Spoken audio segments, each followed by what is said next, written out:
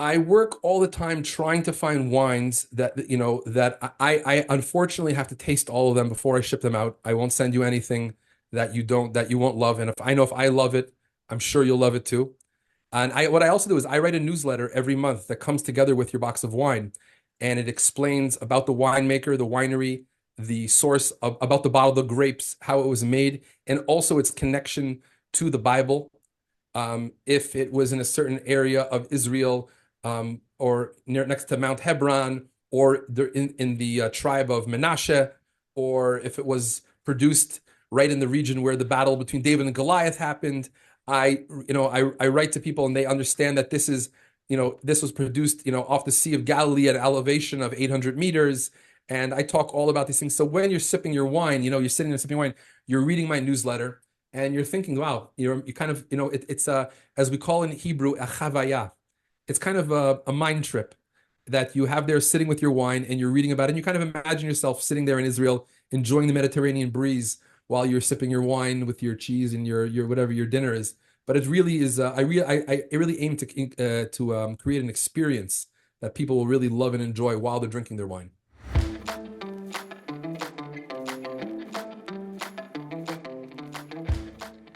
Hi, Culminators. Good to see you guys. I am going to take you down a different path from our usual one. Why? Because I like Eli Freedman. Uh, we met. This is a fellow, an American by way of Canada, who now lives in Israel, who is clearly an alcoholic. No, no, I didn't say that. That's not what I meant. He has a company called Cork and Cellar. It is a premium wine experience business in the state and the land of Israel. We're going to talk about kosher wine, and we're going to talk about what makes wine kosher. I don't think Ellie's holding himself out as the world's leading rabbinical expert on that, but it isn't, considering that it's his business, I'm sure he has got a more than adequate answer. Ellie, good to see you again. How are you? Thanks for joining us. It's been a while since we were in Kentucky together, eh? Yes, and that's, of course, bourbon country, not So wine country. we're going from bourbon to grapes. T- First, briefly, tell the thumbnail version of your story. Thumbnail version of my story. Grew up in At Boston, Boston. went to went to yeshiva in New York and Providence, Rhode Island. I did my bachelor's in finance and accounting at nighttime when I was going to yeshiva in Providence. Got married, moved to New York, and my wife is Canadian, so we ended up in Montreal, where I learned French and eventually got my love of wine just by accident through a chance. I never really liked. I think I had the generational trauma of Manischewitz and cream Malaga at the Pesach Seder. Or And explain to our non-initiated listeners what that reference is. okay, so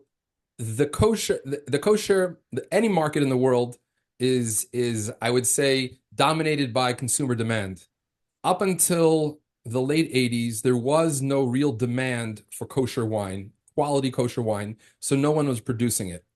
Um, Out in California, there was a fellow, he made a wine, a muscat called Gan Eden. It was a huge hit, and people started waking up to fine kosher wine and started realizing that, hey, we like this. Let's start. So the producers started making it. Well, wait a minute though. So before that, when you say Manischewitz and Malaga, I'll get oh, to that. So you're gonna get there. Okay. yeah. So the only kosher wine that was available was a sacramental, thick, syrupy, sweet wine called Manischewitz that's still sold across America anywhere you go. People still like it for some reason. Um, and and as a kid, Kedem started producing their Prima Laga upstate New York wines. They were sugary, they were heavy, they were thick, they gave you a headache, and they made you twitch. And the whole generation, my generation, my father, they didn't know anything about wine. They had wine because the religion required it. You sat at the kiddush table at the kiddush, you made kiddush at the Shabbos table. You had a Pesach Seder, and you had this wine that was, now looking back, was terrible. It was it was very sweet. It was very It was sweet. There was no, nauseatingly. I would say in the 1980s, there was almost no quality dry kosher wine available. And was anybody missing it? I mean, after all, all right. So maybe this is a good opportunity for us to explain why kosher wine. Why does wine have to? What makes wine kosher? Does a Well, rabbi say a blessing over it? the rabbi does not say a blessing. He does not dance around it. He he does not take a backroom payment. Well, he might take a backroom payment. Well, I don't know. What makes a wine kosher is that all the ingredients in the wine are kosher. Typically, everything that observant Jews consume has to be kosher, which means that whether it's meat, it has the laws of meat. If it's dairy, dairy. Wine is just grapes, but it isn't just grapes. There are other components in wine, and like I would say that in the ancient, going back to Europe, going back a few hundred years, they had different methods of filtering wine called fining. Sometimes they would use blood. They would use pig's blood. It would cause the sediment to separate. They would use ground bones, animal bones, to separate the wine. There is a yeast. There are activators that go into the wine that may have animal sources. The barrel has to be clean of any other residues if it was used for something else. So basically, wine is wine, but they just make sure that everything is on the up and up as far as components are concerned. There are other complicated rules that are involved, but that really isn't, I don't think that's a topic of discussion.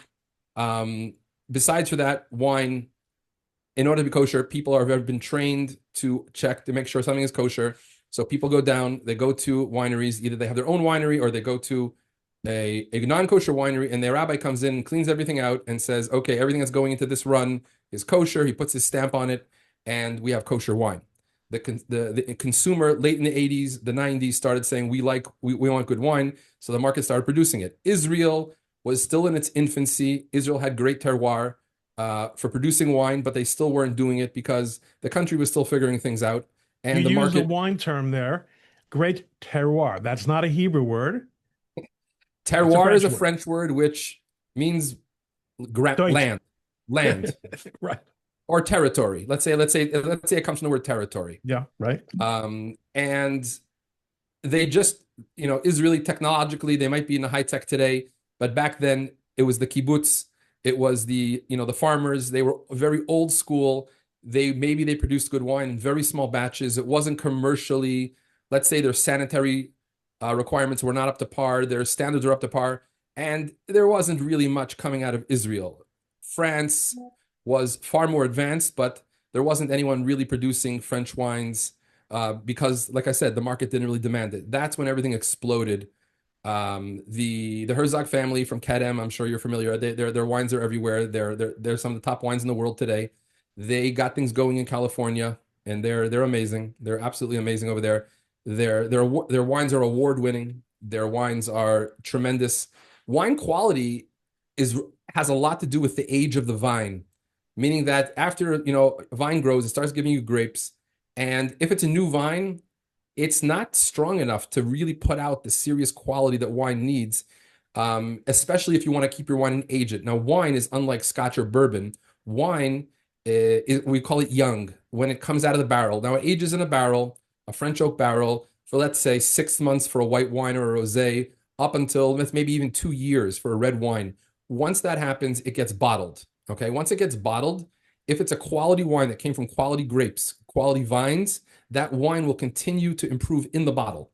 So it became a collector's fantasy land of finding wines that when they taste it now, they state there's the right amount of sugar, there's the right tannins, which is another term in wine, that this wine will be great in years from now. And they'll put it away, and they'll test it every year. They'll take out a bottle, and it became a hobby. And it became an asset class as well.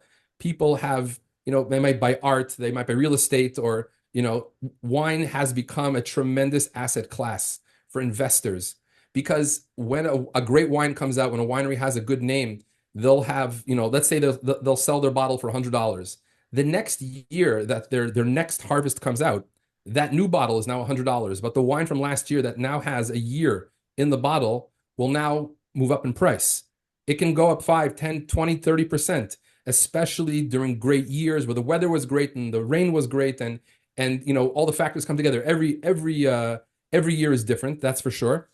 Great wineries are able to be consistent by blending and mixing different grapes from different vineyards to get the same desired result. However, the end result, when it's once it's in the bottle, becomes unbelievable, and it's a great wine now. It'll be a greater wine in years from now. There are wines that I deal in that have what we call a drinking window of up to 25 or 30 years, meaning that it'll keep getting better and better every year for 30 years. After that, it'll peak off and it'll start declining in quality. But when you get a bottle, someone's, you've seen it in the movies or whatever it is, someone opens up you know, a Chateau Lafite Rothschild 1953. That's because non-kosher wines have been doing this for a very long time. So there are no kosher wines that can do that yet. Come back in 20, 30 years, people will be popping open the 1990 vintage and they'll have the same result. But in the kosher world, that still does not exist. So you were a stranger to all this. What's that? You were a stranger to all this. I was a stranger. I was in a steakhouse in Manhattan. I syndicated a hotel deal with a bunch of investors, and we were sitting in a steakhouse, kind of, after we signed the deal. And the guy ordered a bottle of wine, and I said, come on, it's not for me. I was expecting Manischewitz. And I said, let me try this. And as soon as I passed my lips, I knew I was in love. And Really? yeah, it was, and I even when people tell me, I hear it all the time. I don't like wine, dry wine. It gives me the willy. I said, let me get you the right bottle because no one's gonna waste a good bottle on someone who doesn't know wine. They won't appreciate it. But if you actually take the chance, when a person, even if they don't like wine, if they taste the right wine, they will love it. Unless they're just weird. But you have plenty of that today, anyways. But a great wine is hands down. And even if people don't like wine, they'll start to appreciate it. I mean, when I do wine tastings, people hire me to come to do wine tastings at these little events at a get together, friends or bar mitzvah, something like that. I'll work with 5 wines and I'll start off with like the cheapest garbage I could find at from the back of the gas station. And I'll hand out papers. I said, listen, what do you think about this wine? People, oh yeah, okay, it's wine. It tastes like grapes, okay, yeah. And then I'll bring them, and all the bottles are covered. They have no idea what they're drinking. I'll pour the next level up, and then the next level. And I said, okay, compare that to the one you had. Compare that to the one you had. And as I am able to slowly develop their palate and show them how there is wine that's better than the next, and better than the next, and better than the next, at the end, I said, guys, you know what? I have a big surprise for you. Guess what? And I take out the first gas station wine and I pour it for them. And I said, you're gonna love this. And I look out and I always see people like making faces and they just want to spit it out in their glass. They can't even swallow it. And these are people who had no problem with it before. But when you raise the bar and you teach people what greatness there is in wine, they really, really come to start appreciating it. And they also become customers. So I really, I really enjoy doing that and teaching people, educating people, and showing spreading the love, as they say, my love for wine with other people. And do you know why you see people doing this? Why they spin it around I like was this? about to ask you. You know what? There's a chemical process of oxidation that happens. The wine's been locked up in a bottle for a long time. When it first comes out, fine wines won't even be ready to drink. They need to aerate. You've heard of decanters or when it mixes with air, the flavors start opening up. I forget what the word exactly is for it, but the flavor molecules that are closed start opening up when it mixes with the air. And so by going like this, you kind of mix it with the air. And you also notice that wine glasses are wide at the bottom and narrow at the top. The aromas of the wine kind of sit on top of the surface of the wine, but they don't rise out of the glass because the glass is smaller at the top. So you'll notice people they'll stick their big nose into the glass and smell it. That's the first part of tasting a wine. A wine critic will comment to you about the aromas and what he senses in it. There's even a secondary, how it affects you. And then when you taste it, that's the next step. And there's the aftertaste, and there's the acidity of the wine and the tannins, where it gives you kind of a dry feeling in your mouth. And then the great wines will linger in your mouth. The flavor will stay with you. So there's a lot to it. There's a lot of silliness to it also. I have to admit, it's not all, But when I get to a wine and I'll say, okay, there's dark chocolate and there's cherry and there's leather and I smell like, some, foliage on a rainy day in the fall. And and you have, old leather and you have citrus and those flavors are really there. I mean, they really are there. And I'm not imagining it. So So when you say those, I often I'll read the uh the label of a bottle of wine that might say something like that.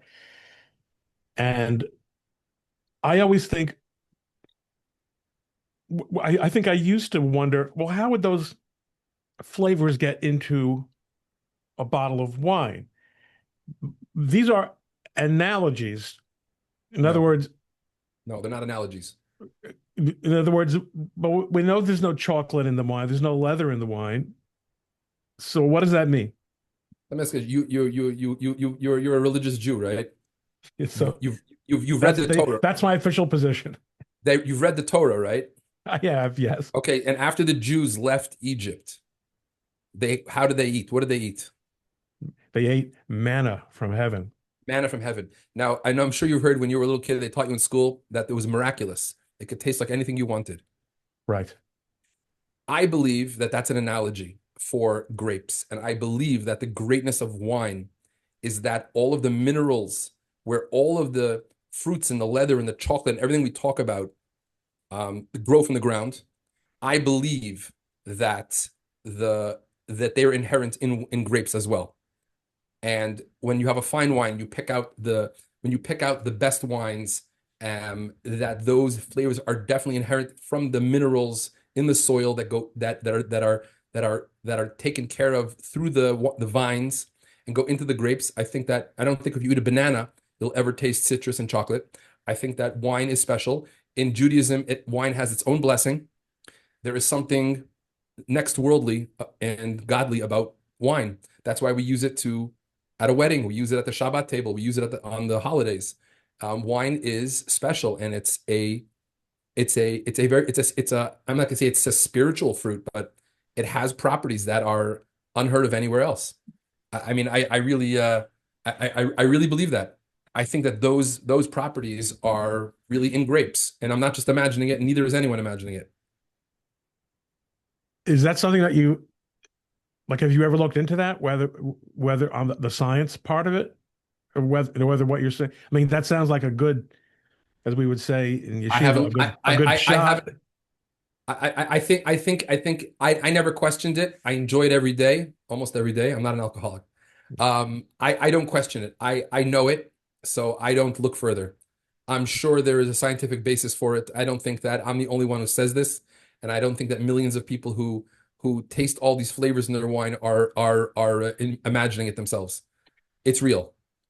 How long did it take you to get from that experience you had at the business meeting to where you felt that you not only knew enough about wine, but were committed to the centrality of wine in your life that you wanted to make a business out of it?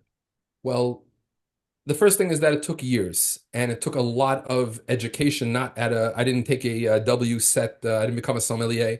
I spent a lot of time and money drinking wine and talking about it and researching it and reading about it online and reading critic reviews and trying to understand them. And it went through, my education was really a liquid education, which I went through personally, trying everything. Um, I never intended wine to be a business. All of the wine, when I lived in Montreal, I was not in the wine business at all. I was in multiple businesses, whether it was real estate management, factory production. I had a glass company. Wine was a hobby that I did on the side. I would buy wine. I would find deals. Every time I took a trip down to the States, I would buy tons of wine, and I wouldn't necessarily declare it at the border. But you're a lawyer, so if I get in trouble for saying that on this podcast, I'm sure you'll be there for me. In Canada, the government controls the entire alcohol trade. So the only place you can buy liquor or alcohol in Canada is at a government-owned store. And when it comes to kosher, they're not that obsessed with the Jewish community in Quebec or in Ontario, so they don't give you many choices. So I started accumulating my collection. I would sell 6 bottles, drink 6 bottles. I would trade with my friends. People were going to someone's friend for Shabbat. They'd stop by, they'd grab a bottle. I would sell it to them. I made a little money here, but I just put it back into the wine. When we decided to move to Israel after we had our first grandchild here, and after COVID was raging, and I finally decided that okay, let's go to Israel. I thought to myself, what am I going to do in Israel? Um, I, I speak the language. I speak fluent Hebrew. But I said, I'm not a guy. I'm not a 9 to 5 kind of guy. I need to do something. What am I going to do? Yeah. So I started thinking, and I came up with the concept of the wine concierge. Originally, when I started it, the idea was for anyone who wanted to have a wine cellar, meaning that all the people who love wine, who love coming to Israel to drink wine, who like visiting wineries, or visit here multiple times throughout the year, there are people who at home have a wine cellar because either they view it as an asset class, or they view it as a hobby, or they just enjoy collecting wine. I created a facility where people can store their collections in Israel. I created an app where people could track the bottles, and it was basically a what's it called? Not U-Haul, U-Haul self storage that they have, in the United States. Where so basically it was something I took care of. I built a facility, fully, the right temperature, the right lighting, and I built all of these compartments to rent out spaces for basically as a club membership where people could buy wine from me. They can call up a winery in Israel and order something and have it shipped to me, or they can when they come to visit, they can take a tour. They can visit wineries and they can order what they like. They can't bring it back in a suitcase, but they can leave it here for next time. That all got kind of put together up until about 2 months before October 7th happened. And suddenly my entire business model dissolved because no one's coming to visit. And even if they do come to visit, they're not in the mood to drink. Everyone's mindset changed as far as drinking was concerned. Things got a lot more serious. I invested heavily in Italian and French and Californian wines, and suddenly everybody wants to support Israel, and they only want Israeli wines. The big focus came on supporting Israel because economically everyone was having a very hard time, whether it was the winery had to be closed because of all the missile attacks or because the people working in the winery were part of the army, the volunteer part of the army that had to leave, and there were no workers to harvest the fields or to do anything. So everyone said, let's support Israel. And not only that, just as far as, exporting was concerned, shipments were being held up by the war. The biggest market in Israel of Israeli wines is the restaurants and the hotels, which were basically closed. So everything changed. I had to quickly pivot the entire business model and say, okay, no one wants to store wine in my beautiful facility that I just built over here. I still have to put falafel on the table. So Now, most people in Israel don't have even a cellar, much less a wine cellar. most people in Israel, I mean, Americans move here, you got to downsize big time. Okay, there's no 2 car garage, there's no playroom, guest room. If even if you sell your expensive house, it's like moving from like Montana to Manhattan. You have a lot of room, and all of a sudden the house is double the price and a quarter of the size. So, especially if you live in Jerusalem, I mean, it's beautiful and very special, but the space isn't there. So the most anyone might have is a little small wine fridge under the counter or under the stairs or something like that. But yeah, so I really shifted a lot as far as that's concerned. I moved more into being a consultant and a supplier to people who are doing small functions or even large functions.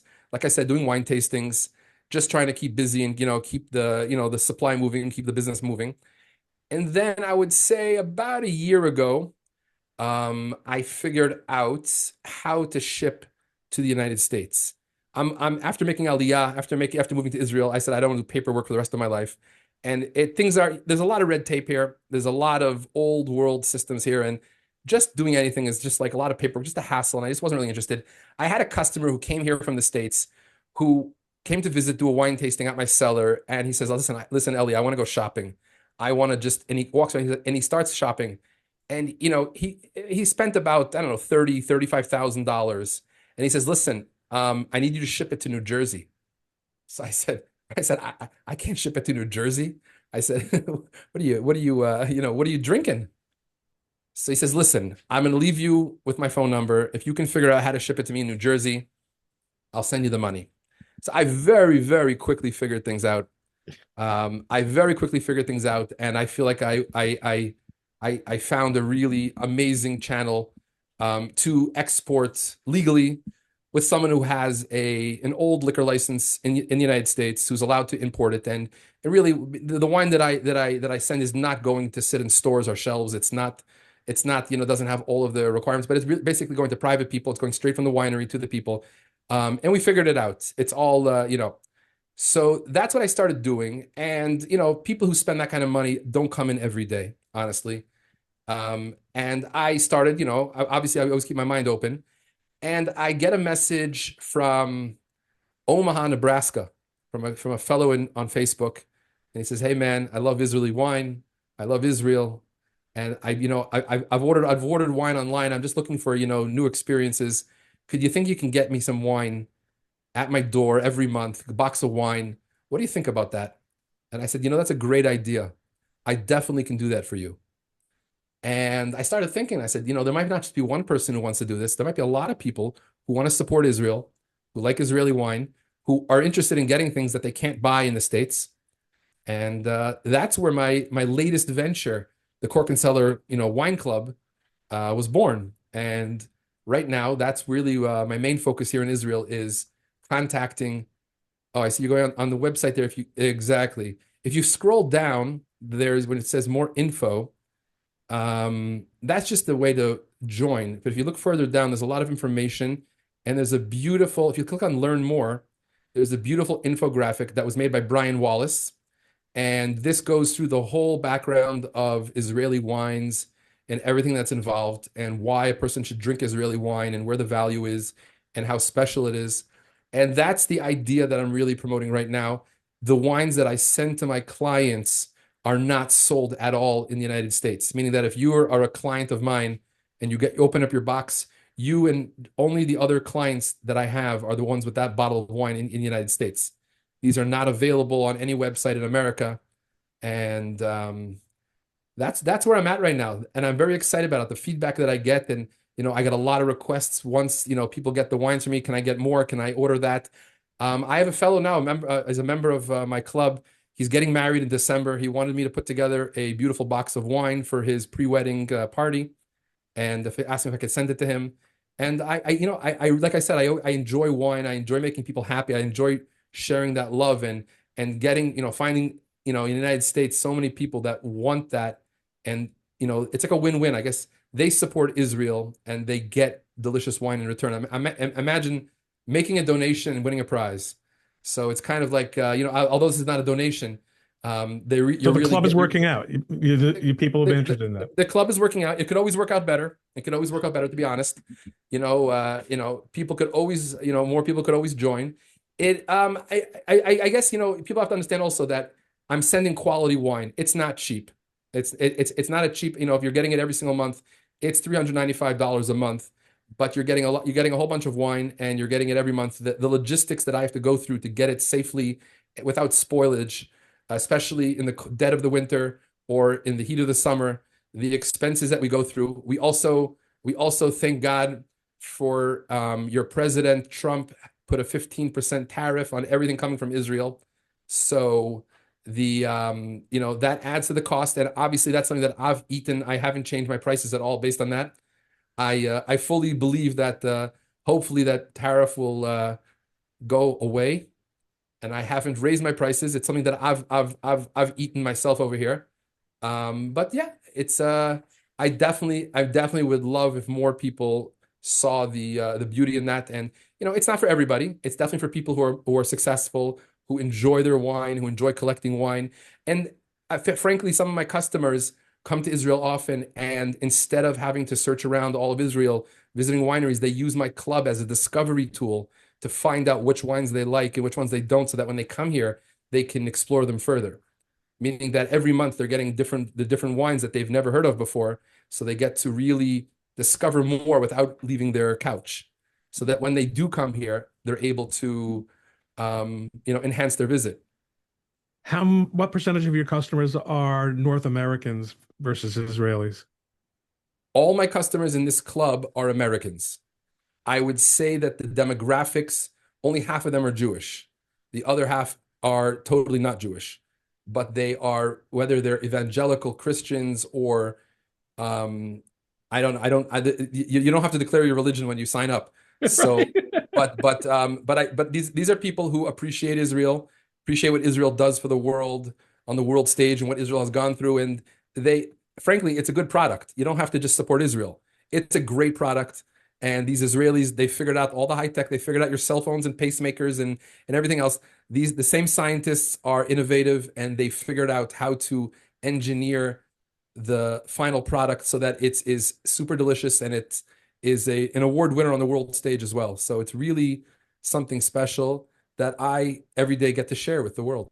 But my club members that I have here in Israel don't really follow the same model as um, as the ones in the United States. Firstly, because it doesn't cost as much for me to ship it from Beit Shemesh to Jerusalem or Haifa or Ranana or Netanya or wherever it may be. So the costs are lower. It is cheaper to get these wines from me in Israel. A portion of the cost does obviously cover the logistics expenses of getting it from the top of the mountain to your front door in Oklahoma. So there is a cost involved. Everyone knows that things cost money, but I try to keep it as low as possible because what I do is I send the wine. I don't send individual boxes straight from Israel to people's houses.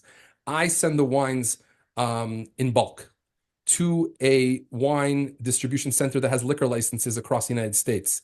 I go into their system and I enter my clients' names and addresses. They pack it over there. They get instructions from me. Put these six, seven, eight bottles in the box, and it goes to this address. I pay them to put it in FedEx and send it off to you. So it obviously, if I would be sending it individually, I mean, you would have legal problems sending it through the mail, as well as having issues as far as expenses are concerned. So the expenses are very much lowered when I ship it in bulk. I could ship a couple months worth of customers at a time on a boat. In the summer, it has to be a what they call a reefer, a refrigerated container. In the dead of winter, sometimes it has to be warm. That we have to make sure that the container is under the boat and not out and exposed to the elements.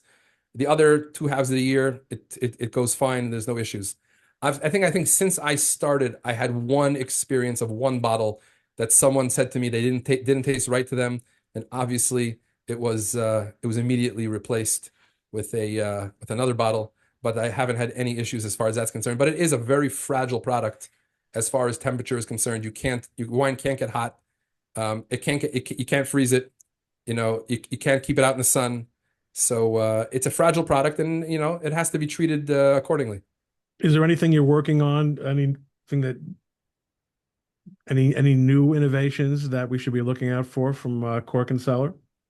I work all the time trying to find wines that I unfortunately have to taste all of them before I ship them out. I won't send you anything that you won't love. And if I love it, I'm sure you'll love it too. And what I also do is I write a newsletter every month that comes together with your box of wine, and it explains about the winemaker, the winery, the source about the bottle, the grapes, how it was made, and also its connection to the Bible. If it was in a certain area of Israel, or next to Mount Hebron, or in the tribe of Menashe, or if it was produced right in the region where the battle between David and Goliath happened. I write to people, and they understand that this was produced, off the Sea of Galilee at an elevation of 800 meters.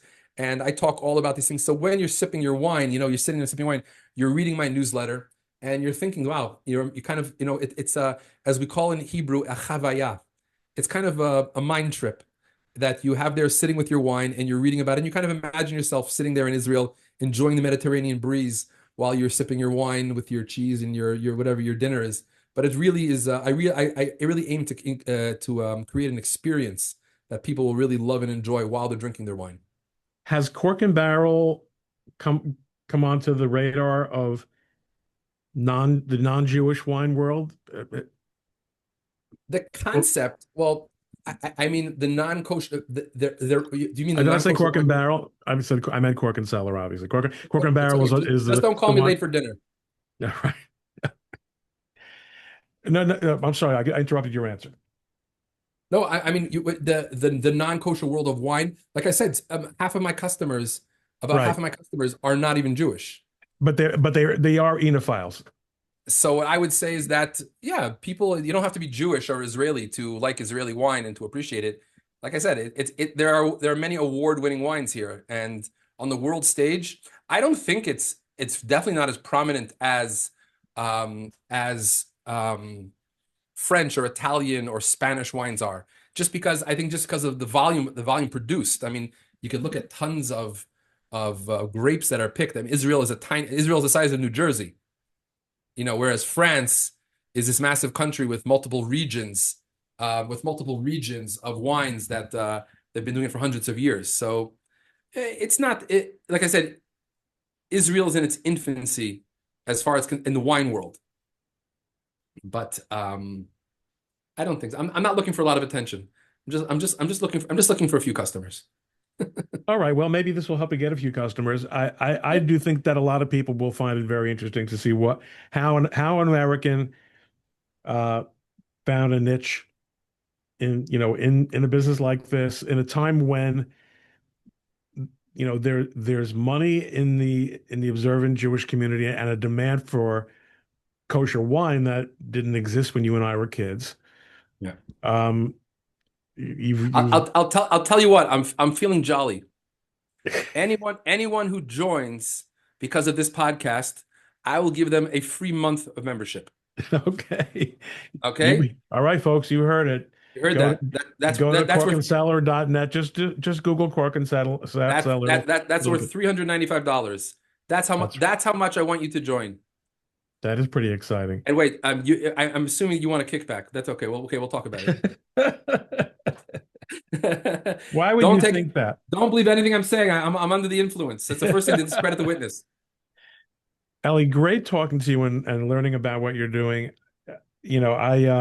It is definitely a little off topic, but I think everyone could use a break from talking about Trump and Democrats and judges. So I think everyone, Definitely everybody needs a break.